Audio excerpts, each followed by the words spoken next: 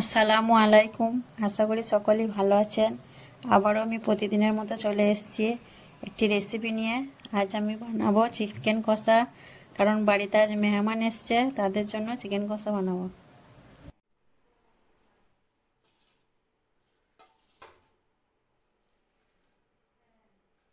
তো এখানে আমি পোলট্রি মুরগির মাংস নিয়েছি, একটা গোটা মুরগির অর্ধেক নিয়েছি।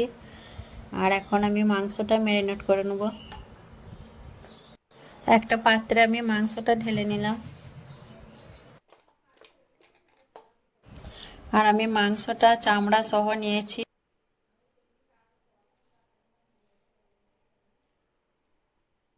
এরপর একে একে সব মশলাগুলো দিয়ে নেব। প্রথমে দিয়ে দিচ্ছি 1 চামচ হলুদ গুঁড়ো, 1 চামচ কাশ্মীরি লঙ্কা গুঁড়ো, ভাজা জিরে গুঁড়ো 1 চামচ, ধনে গুঁড়ো 2 চামচ,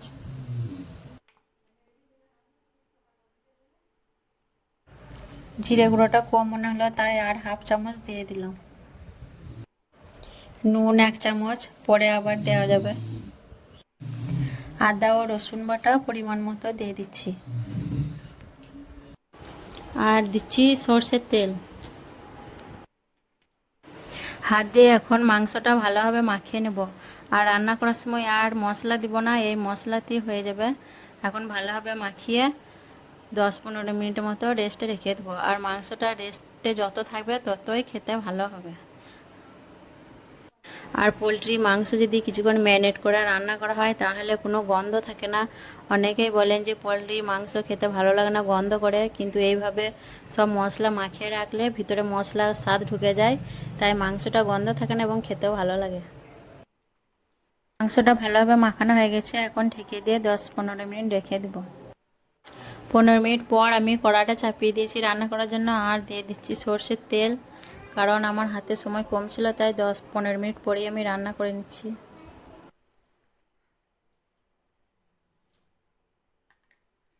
তেলটা হয়ে গেছে, এখন পেঁয়াজ কুচিয়ে দিয়ে দিচ্ছি।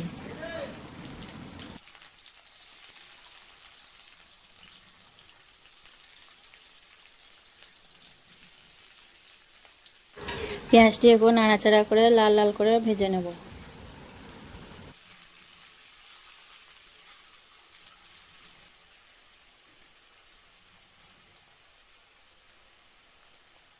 পেঁয়াজ ভাজাতে দিয়ে দিচ্ছি 1/2 চামচের মতো নুন, তাহলে পেঁয়াজটা তাড়াতাড়ি লাল হয়ে যাবে।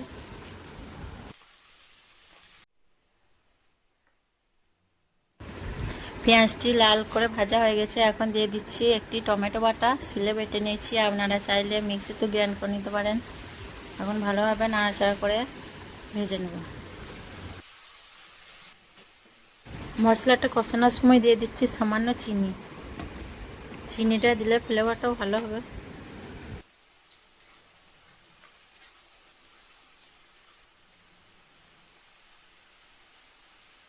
দিয়ে দিচ্ছি একটি তেজপাতা ছিঁড়ে।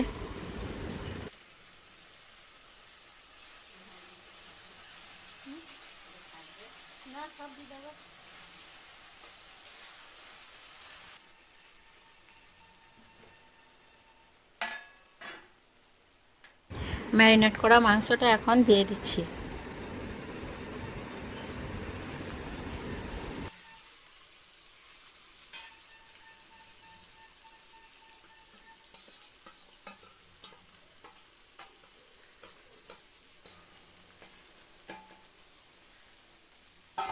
মাংসটা আমি এখন বেশ কিছুক্ষণ ধরে কষতে থাকবো, ঢাকা দেব না, পানিও দেব না।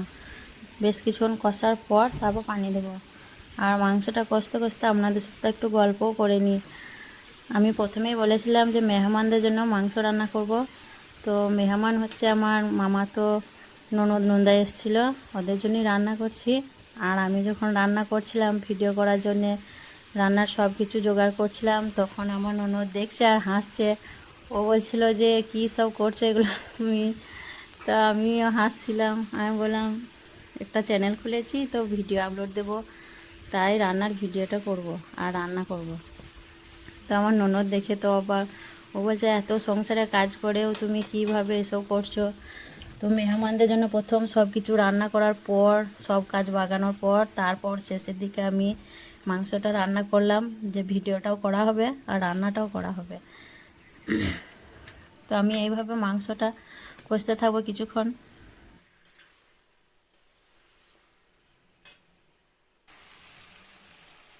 তো বেশ কিছুক্ষণ কষানোর পর মাংসটা দেখুন কতটা তেল বেরিয়ে এসছে। আর মাংসটা আমি নিয়েছিলাম চামড়া সহ মাংসটা রান্না করলে ভালো টেস্ট হয়। যারা চামড়া খান না তারা বাদ দিতে পারেন, কিন্তু আমি চামড়া সহ রান্না করেছি ভালো টেস্টের জন্য।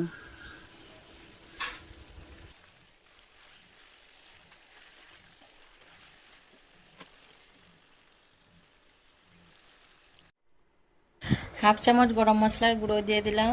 আর মাংসটা সেদ্ধ হওয়ার জন্য আমি অল্প পানি দিয়েছিলাম। এই ভিডিওটা আমি দেখাতে পারিনি, আর রান্না করতে করতে মেহমান চলে এসেছিল। ঢেকে দিয়ে কিছুক্ষণ রান্না করে নেব। 10 মিনিট পর ঢাকাটা খুলে দেখে নিচ্ছি রান্নাটা।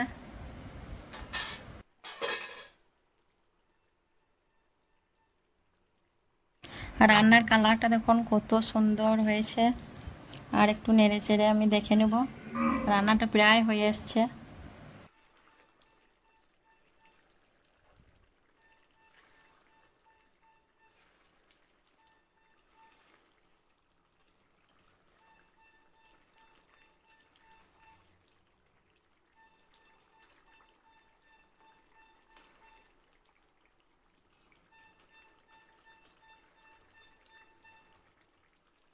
এখন আমি তরকারি নুন ঝালটা একটু দেখে নেব।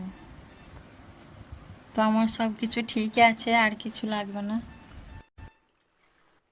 আরও 5 মিনিটের মতো ঢাকা দিয়ে রান্না করে নেব। 5 মিনিট রান্না করার পর আবারও দেখে নিচ্ছি। তো একটু নেড়ে চেড়ে দেখে নিব রান্নাটা হয়েছে কিনা। তো রান্নার ঝোলটাও কমে গেছে, রান্নাটা আমার হয়ে গেছে, তেল ছেড়ে বেরিয়ে এসছে। আর কত সুন্দর গরম মশলা দেওয়ার ফলে কত সুন্দর সেন্ট বের হচ্ছে একটা। খুবই ভালো টেস্ট হয়েছে, দেখেই মনে হচ্ছে, খাওয়ার পর বোঝা যাবে। তো আমার রান্নাটা হয়ে গেছে, এখন আমি গ্যাসের ফ্লেমটা বন্ধ করে দেব।